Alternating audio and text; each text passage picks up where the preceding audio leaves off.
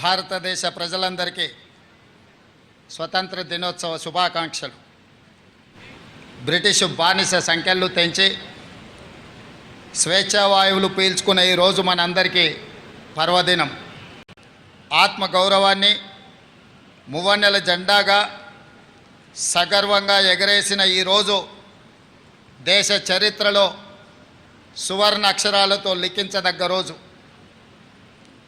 ఈరోజు మనం అనుభవిస్తున్న స్వేచ్ఛ, స్వాతంత్రం ఎందరో మహనీయుల త్యాగ ఫలం, సుదీర్ఘ పోరాట ఫలితం, అనేక ప్రాణ త్యాగాలు, అనేక జీవిత త్యాగాల ఫలితం ఈ స్వాతంత్రం. ఎందరో మహామౌల త్యాగాల వెలకట్టలేని బహుమతి ఈ స్వాతంత్రం. అటువంటి మహనీయులందరికీ శిరస్సు వంచి వినమ్రంగా నమస్కరిస్తున్నాను. తెలంగాణ రాష్ట్ర ప్రజల తరఫున వారందరికీ కృతజ్ఞతలు తెలియజేస్తున్నాను. పోరాటం అంటే ఘర్షణ, యుద్ధం, హింస. కానీ ప్రపంచ చరిత్రలోనే ఆయుధం లేని యుద్ధాన్ని మన స్వతంత్ర పోరాటం, అహింసనే ఆయుధంగా మలిచి చేసిన మహాసంగ్రామం మన స్వతంత్ర సంగ్రామం. అహింస అనే ఆయుధంతో ఇంత గొప్ప విజయాన్ని సాధించవచ్చు అని రుజువు చేసి ప్రపంచానికి సరికొత్త యుద్ధ తంత్రాన్ని చూపించిన దేశం మనది. ఆ ఘనత, ఆ కీర్తి జాతిపిత మహాత్మా గాంధీకి దక్కుతుంది. ఈ సందర్భంగా ఆ మహనీయుడి దార్శనికతకు శిరస్సు వంచి నమస్కరిస్తున్నాను. ఈ దేశానికి స్వతంత్రం సాధించడంలో గమ్యం చేరినట్టు కాదు. అప్పుడప్పుడే పురుడు పోసుకున్న ప్రజాస్వామ్య దేశం ఒకవైపు సవలాక్ష సమస్యలు, మరోవైపు దేశ విభజన గాయాలు, ఇంకోవైపు దేశ గుండెలపై సంస్థానాల కుప్పట్లు. ఈ పరిస్థితిలో ప్రజాస్వామ్య దేశంగా భారత్ నిలకుదొక్కుకోవడానికి బలమైన పునాదులు వేసి ఆధునిక భారతావనిగా అవతరించడానికి అవసరమైన ప్రణాళికలు రచించి కార్యాచరణ ప్రకటించి సగర్వంగా, సమున్నతంగా ఈ దేశాన్ని నిలబెట్టాల్సిన బృహత్తర బాధ్యత నాటి కాంగ్రెస్ పార్టీ నాయకత్వ భుజాలపై ఉండింది. అజాగ్రత్తగా ఉన్న, అలసత్వం వహించిన, రాజనీతి లోపించిన, దూరదృష్టి కొరవడిన నేడు మనం ఉన్న ఈ భారతదేశం ఒక కలగానే మిగిలిపోయేది. శతాబ్దాల దోపిడీ, అణిచివేతల తరువాత స్వతంత్రానంతరం 1947లో అధికారం చేపట్టే నాటికి అంతా శూన్యం. చేతులు కాళ్ళు కూడదీసుకొని ఒక్కొక్క వ్యవస్థను ఏర్పాటు చేసుకొని పారదర్శక ప్రజాస్వామ్య పాలన అందించాల్సిన బాధ్యత నాటి నాయకత్వంపై పడింది. తొలి ప్రధాని పండిత్ జవహర్లాల్ నెహ్రూ వంటి గొప్ప మానవత్వవాది దార్శనికుడి కారణంగా భారతదేశం ఈనాడు ఒక వైభవోపేత వైజ్ఞానిక దేశంగా, పారిశ్రామిక శక్తిగా ఎదగగలిగింది అని చెప్పక తప్పదు. పంచవర్ష ప్రణాళికలు రచించి ఈ దేశానికి వ్యవసాయ, పారిశ్రామిక అభివృద్ధి అన్నవి రెండు కళ్ళు అని నమ్మి ఆ దిశగా తొలి అడుగులు వేయించిన దార్శనికుడు పండిట్ నెహ్రూ గారు. ఆయన ప్రారంభించిన సాగునీటి ప్రాజెక్టులను మనం ఈరోజు ఆధునిక దేవాలయాలుగా పిలుచుకుంటున్నాం. ఈ దేశంలో కోట్లాది ఎకరాలు పంటలతో పచ్చ తోరణాన్ని కట్టుకుంటున్నాయి అంటే దానికి కారణం నెహ్రూ ప్రారంభించిన సాగునీటి ప్రాజెక్టులే. మన రాష్ట్రంలో నాగార్జున సాగర్, శ్రీశైలం, బాక్రానంగల్, శ్రీరామ్ సాగర్ లాంటి ప్రాజెక్టులు నెహ్రూ ప్రారంభిస్తే ఆ తర్వాత వాటిని పూర్తి చేసి కోట్లాది మంది రైతుల పొలాలకు సాగు జలాల పారించిన గొప్ప చరిత్ర స్వర్గీయ శ్రీమతి ఇందిరాగాంధీకి దక్కుతుంది. అంతేకాదు పారిశ్రామికంగా బిహెచ్ఈఎల్, ఈసీఐఎల్, ఐడిపిఎల్, మిదాని వంటి ఎన్నో ప్రభుత్వ రంగ సంస్థలు ఆ స్వర్ణయుగంలో నెలకొల్పబడినయే. హరిత విప్లవం, శ్వేత విప్లవం, నీల విప్లవం వంటి కార్యక్రమాలను చేపట్టి అన్ని రంగాల సమగ్రాభివృద్ధికి కృషి చేసిన ఘనత నాటి ప్రభుత్వాలది. బడా పారిశ్రామికవేత్తలకు మాత్రమే తెలిసిన బ్యాంకింగ్ వ్యవస్థను జాతీయీకరణతో గ్రామీణ ప్రజల చెంతకు చేర్చిన ఘనత, ప్రతి పౌరుడికి బ్యాంకును అందుబాటులోకి తెచ్చిన గొప్పతనం ఆనాటి దార్శనికుల వల్లనే జరిగింది. 1947 వరకు ఆహార ధాన్యాలను దిగుమతి చేసుకుంటున్న దేశం భారతదేశం. ఈనాడు ప్రపంచంలో ఆహార ధాన్యాలను అత్యధికంగా ఉత్పత్తి చేస్తున్న దేశాలలో ఒకటిగా ఎదగడానికి కారణం స్వర్గీయ లాల్ బహదూర్ శాస్త్రి, ఇందిరాగాంధీ ప్రవేశపెట్టిన హరిత విప్లవమే. ఇందిరాగాంధీ ప్రవేశపెట్టిన 20 సూత్రాల ఆర్థిక కార్యక్రమం ప్రజల సామాజిక ఆర్థిక పునరుజ్జీవనానికి గీటురాయిగా మారింది. స్వర్గీయ రాజీవ్ గాంధీ ప్రధానిగా దేశం టెలికమ్యూనికేషన్స్ రంగంలో విప్లవాత్మక మార్పులకు నాంది పలికారు. అంతరిక్ష అణుశక్తి కార్యక్రమాల్లో స్వదేశీ పరిజ్ఞాన్ని వినియోగించి అతి కొద్ది దేశాల సరసన భారతదేశం ఆనాడే నిలపగలిగారు.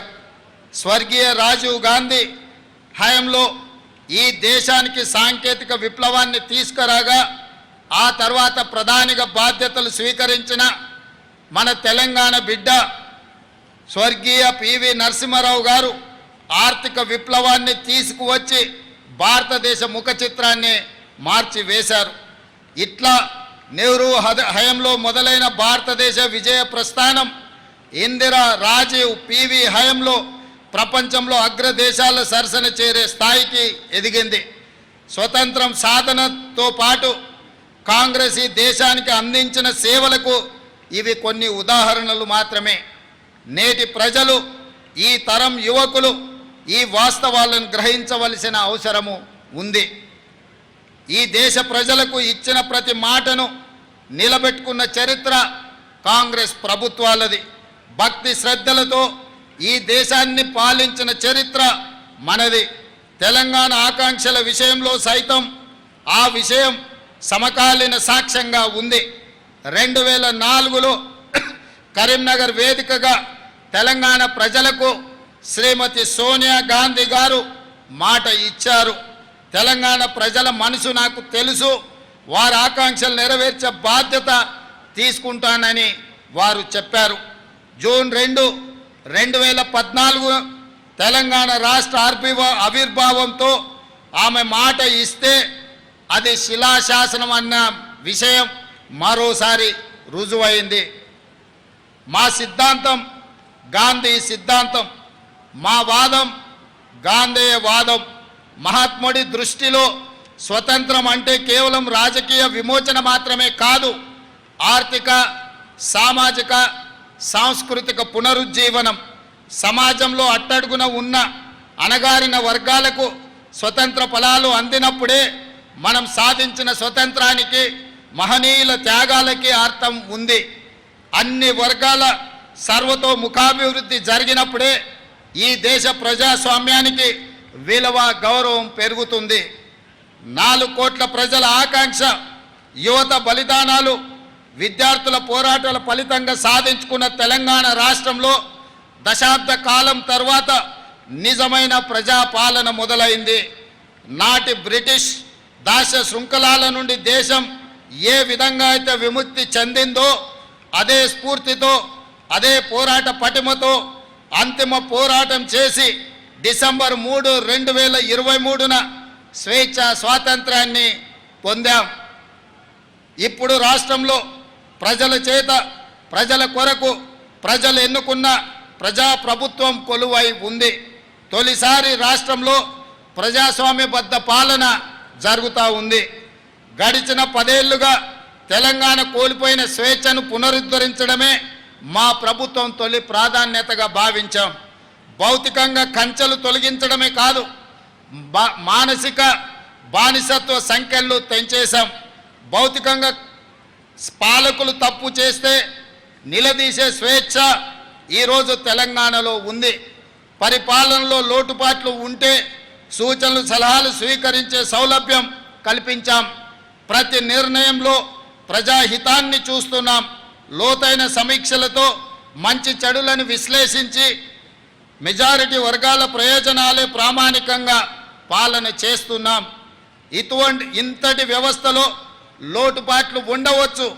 మా నిర్ణయాలలో తప్పు జరిగితే సరిదిద్దుకుంటున్నాం. ఎవరైనా తప్పుడు ఆరోపణలు చేసినప్పటికీ సంవయనం పాటిస్తున్నాం. ఇది ప్రజాస్వామ్యం అన్న స్ఫూర్తితో పాలన చేస్తున్నాం. ఎన్నికల సందర్భంలోనే చెప్పాం, మేము అధికారంలో వస్తే రాష్ట్రంలో 7వ గ్యారెంటీగా ప్రజాస్వామ్యాన్ని పునరుద్ధరిస్తామన్నాం. ఈరోజు అక్షరాల అది చేసి చూపిస్తున్నాం.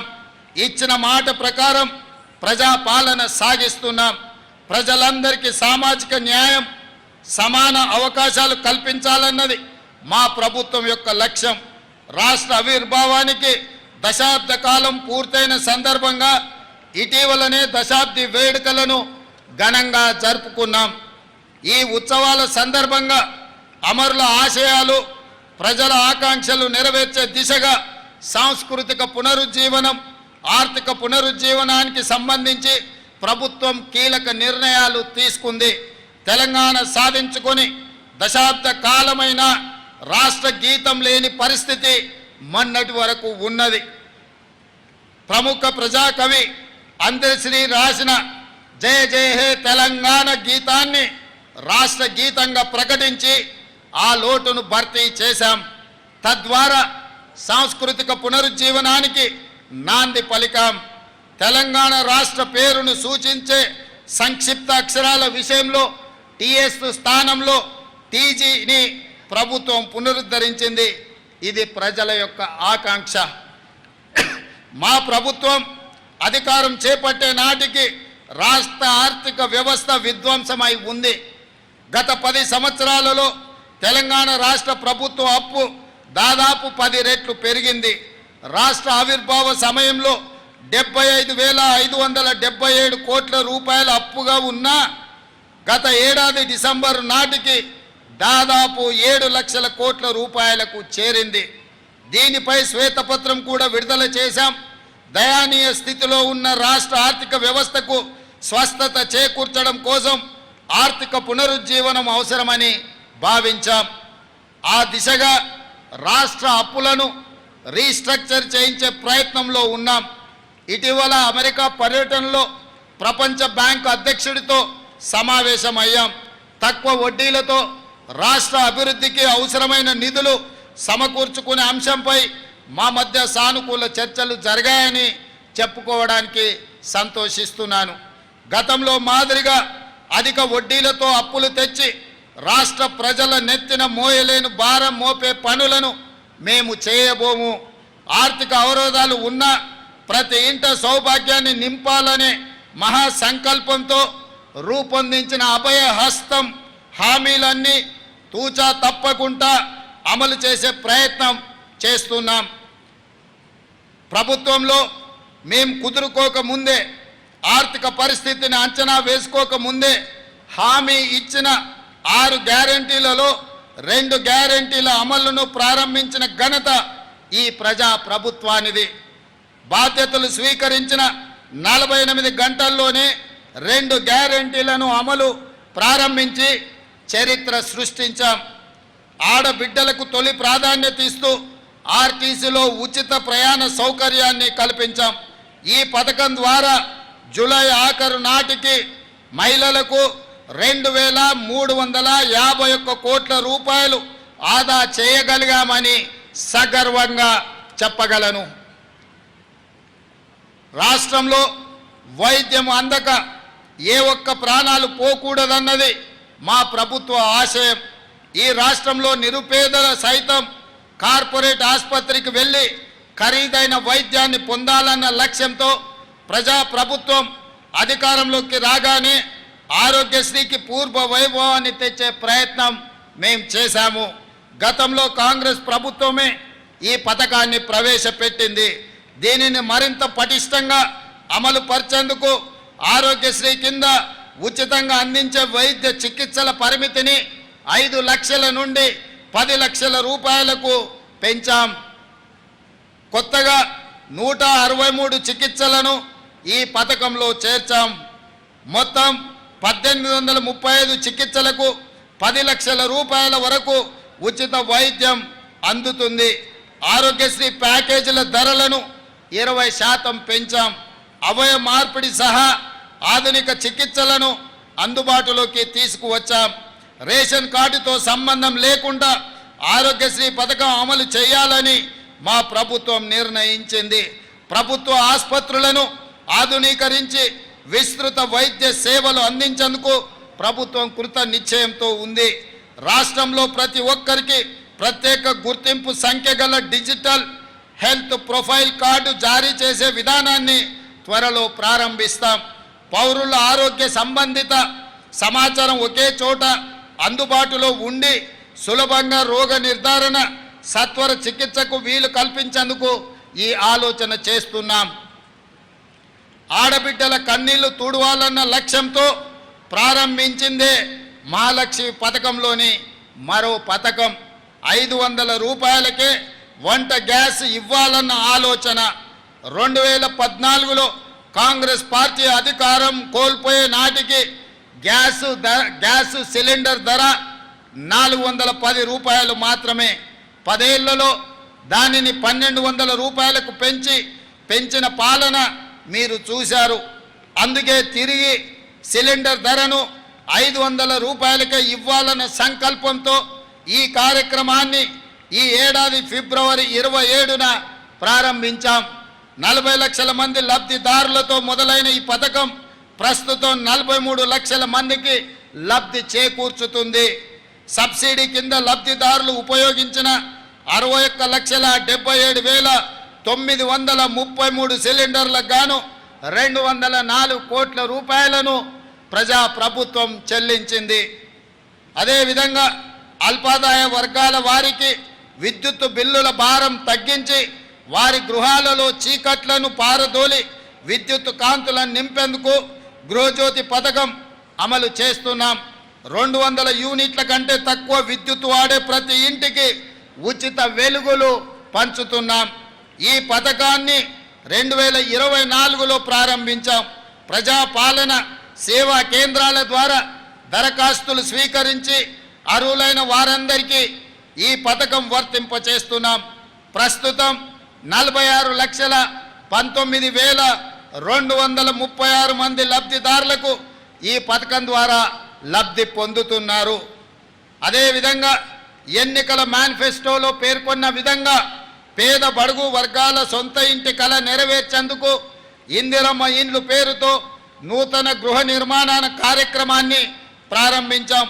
భద్రాద్రిలో పరమ పవిత్రమైన శ్రీరాముని సన్నిధిలో ఈ కార్యక్రమానికి శ్రీకారం చుట్టాం.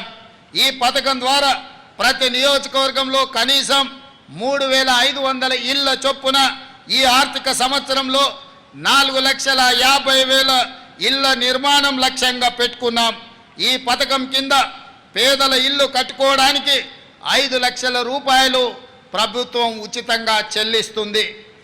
అదేవిధంగా మిత్రులారా, మా ప్రభుత్వ ఎజెండాలో వ్యవసాయ రంగం అత్యంత ప్రాధాన్యత అంశంగా ఉంది.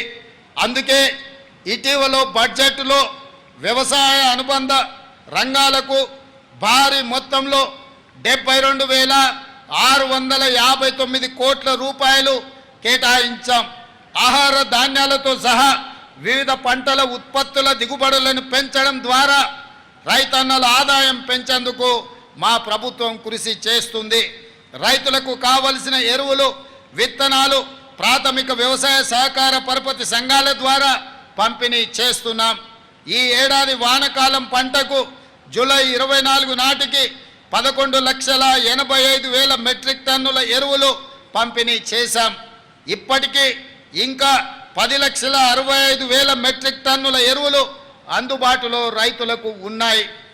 అదేవిధంగా రాష్ట్రంలోని రైతాంగం నేడు అతిపెద్ద పండగ జరుపుకుంటుంది. ఇంతకాలం రుణభారంతో బతుకు భారమై తెలంగాణ రైతన్నలు నేడు తల ఎత్తుకొని దర్జాగా తిరిగే రోజులు వచ్చాయి.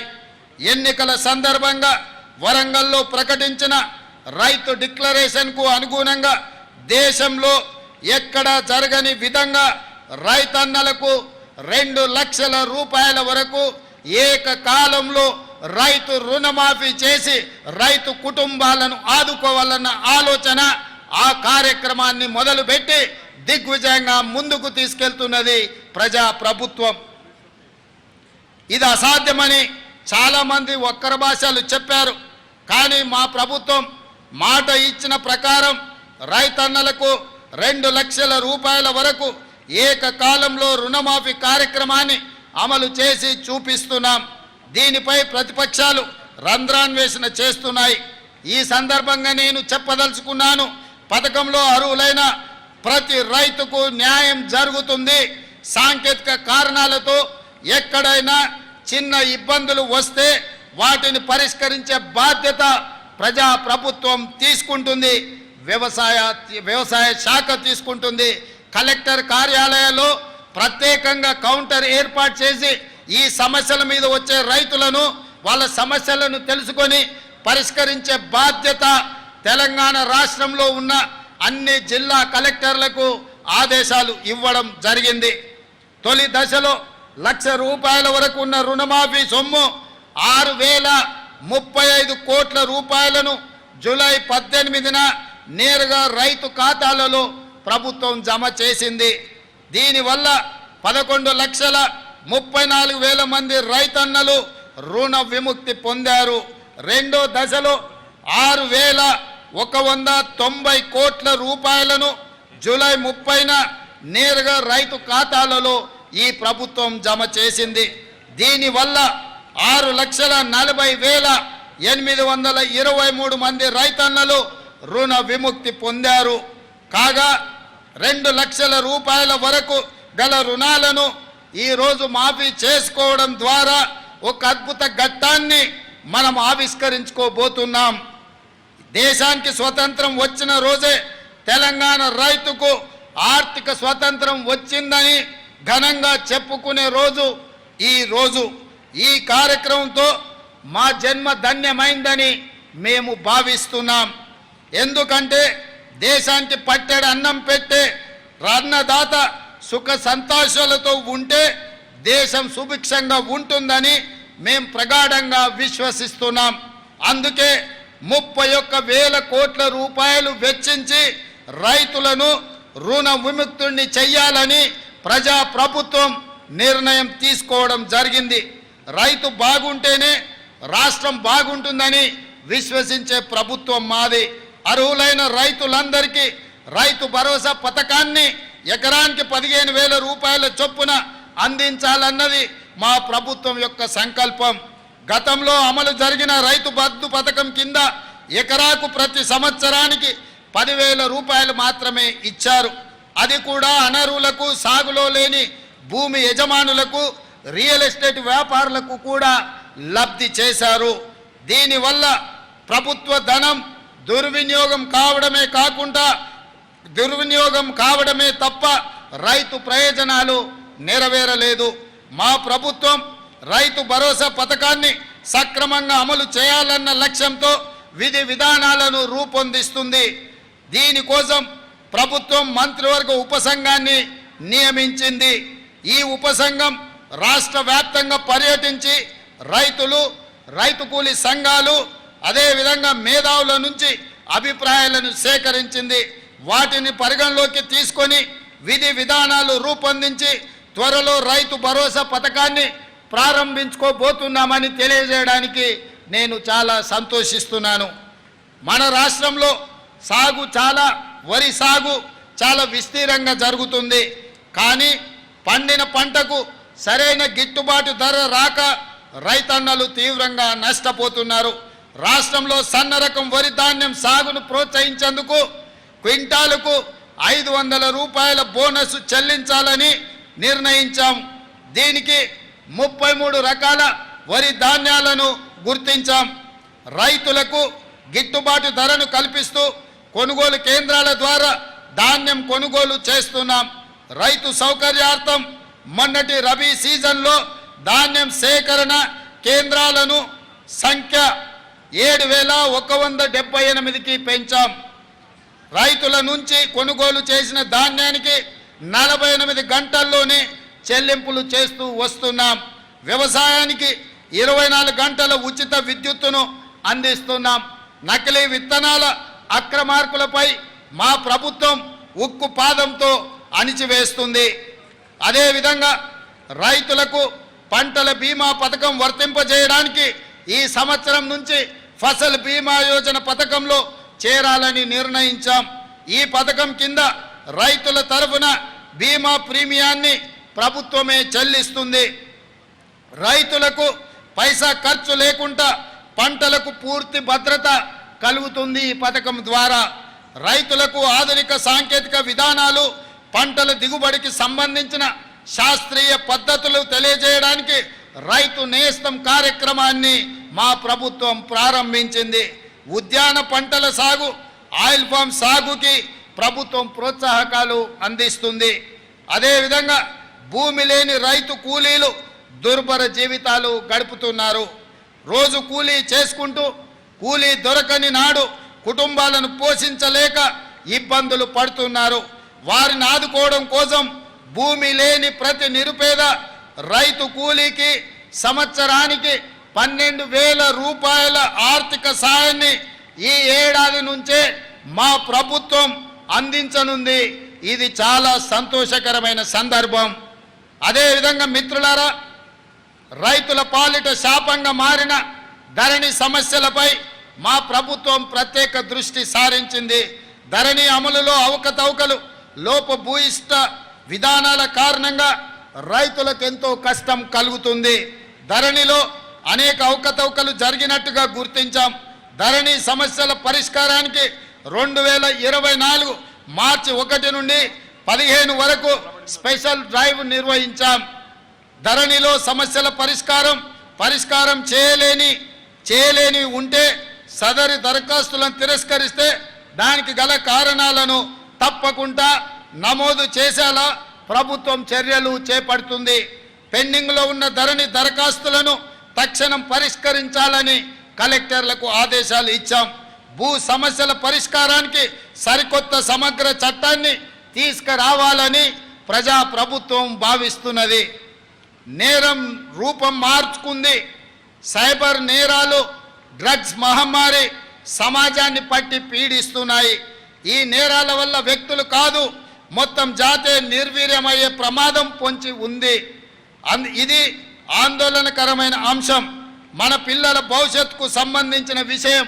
అందుకే రాష్ట్రంలో డ్రగ్స్ మాట కనపడకూడదని కఠినమైన నిర్ణయాలను మా ప్రభుత్వం తీసుకుంటున్నది.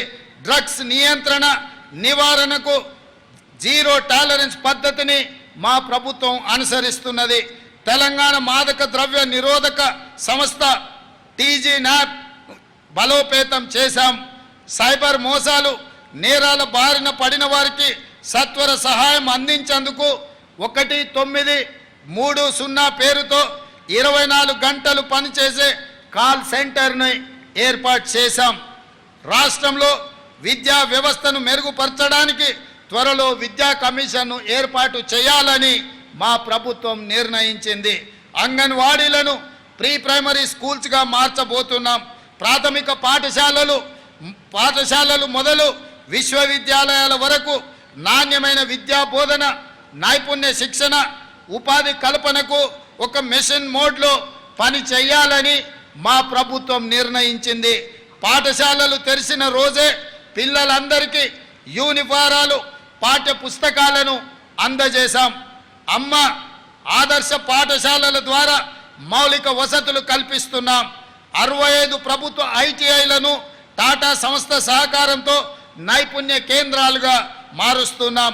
ఎస్సీ, ఎస్టీ, బీసీ, మైనారిటీ విద్యార్థుల కోసం ప్రతి నియోజకవర్గంలో ఒకే ఆవరణలో 20 నుంచి 25 ఎకరాల స్థలంలో ఇంటిగ్రేటెడ్ మోడల్ స్కూళ్లను నిర్మించబోతున్నాం. ఇది ఎస్సీ, ఎస్టీ, బీసీ, మైనారిటీ విద్యార్థుల జీవితాలలో వెలుగు నింపబోతుంది. వాళ్ళకు ఉజ్వల భవిష్యత్తును రాష్ట్ర ప్రభుత్వం ఇవ్వబోతుందన్న విషయాన్ని సగర్వంగా తెలంగాణ ప్రజలకు నేను తెలియజెప్పదలుచుకున్నాను. ఇటీవలనే మిత్రులారా, బేగర్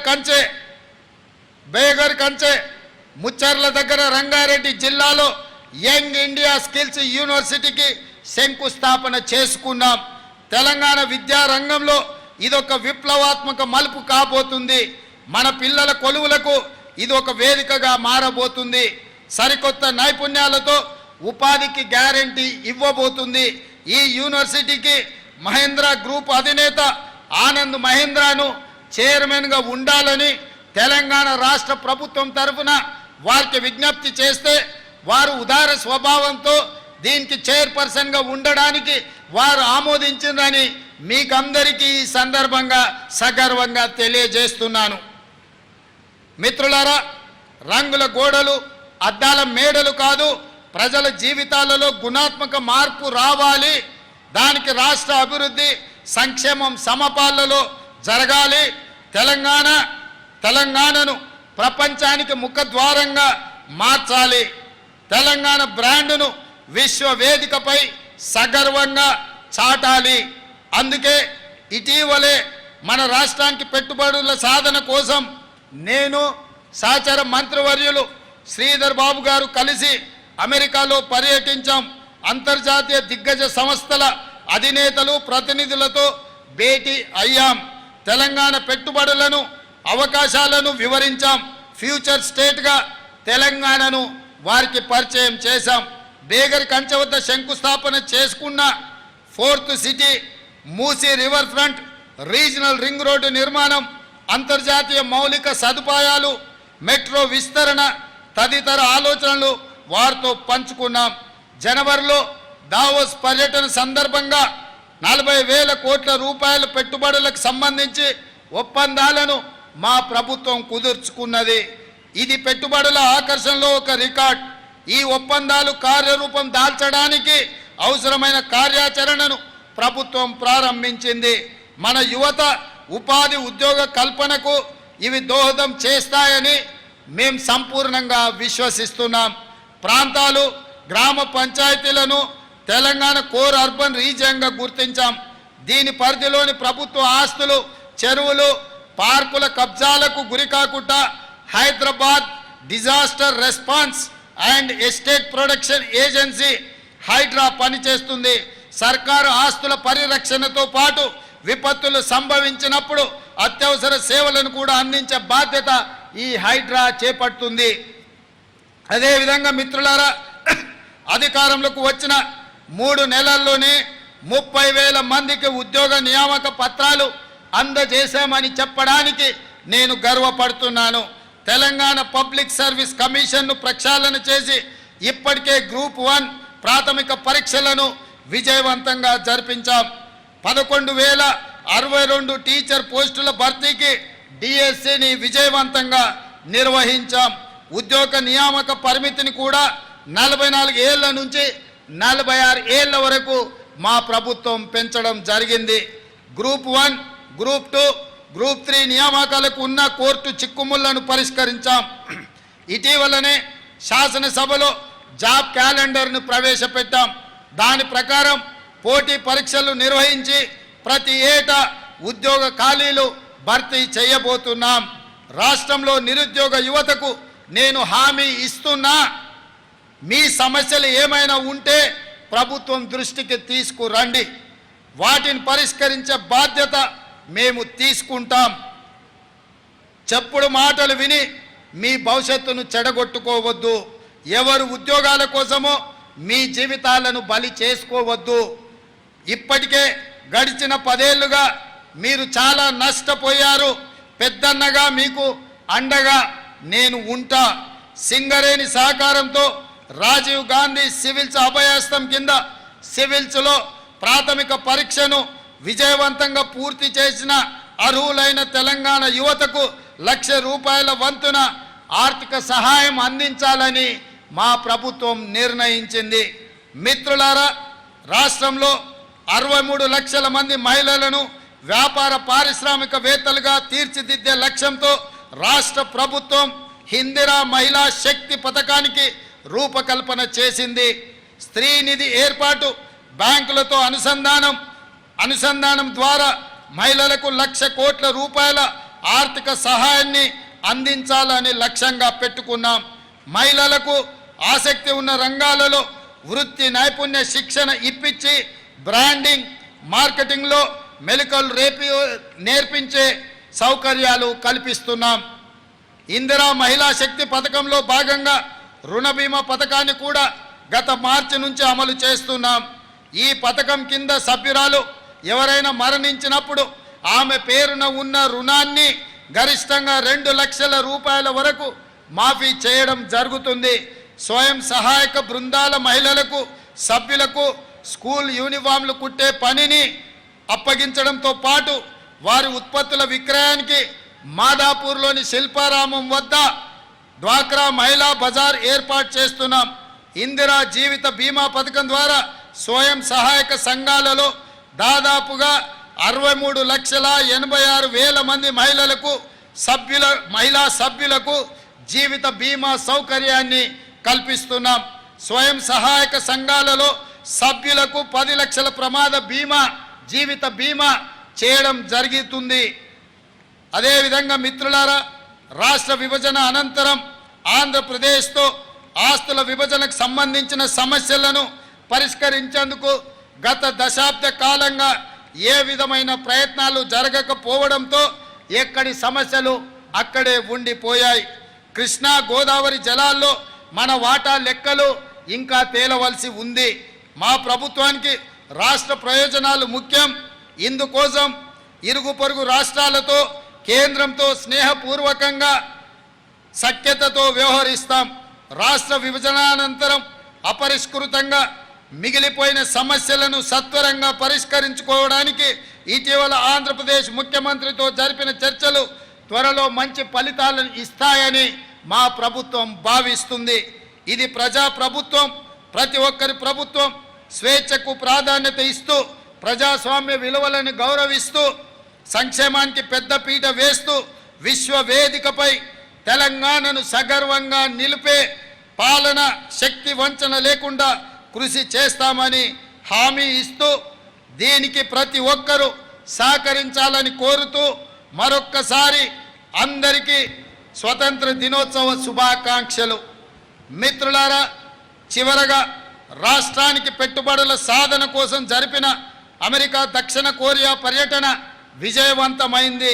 19 అగ్రశ్రేణి కంపెనీలతో చర్చలు జరిపాం. 31,532 కోట్ల రూపాయల పెట్టుబడుల ఒప్పందాలు జరిగాయి. తద్వారా 30,750 మందికి నేరుగా ఉద్యోగ అవకాశాలు లభించే అవకాశం ఉంది. తెలంగాణను ఫ్యూచర్ సిటీగా ప్రపంచానికి పర్యటన ద్వారా పరిచయం చేశాము. ఇదొక గొప్ప ముందడుగు. భవిష్యత్తులో తెలంగాణ మరిన్ని ఉన్నత శిఖరాలను చేరుతుందని రైతులు, యువత, మహిళలు, వృద్ధులు, ఉద్యోగులు, వ్యాపారులు సకల జనులతో సుఖశాంతులతో శోభిల్లే తెలంగాణగా మార్చేందుకు ప్రభుత్వం పాలన అందిస్తుందని హామీ ఇస్తూ మీ అందరికీ స్వతంత్ర దినోత్సవ శుభాకాంక్షలు, ధన్యవాదాలు తెలియజేస్తున్నాను. జై తెలంగాణ.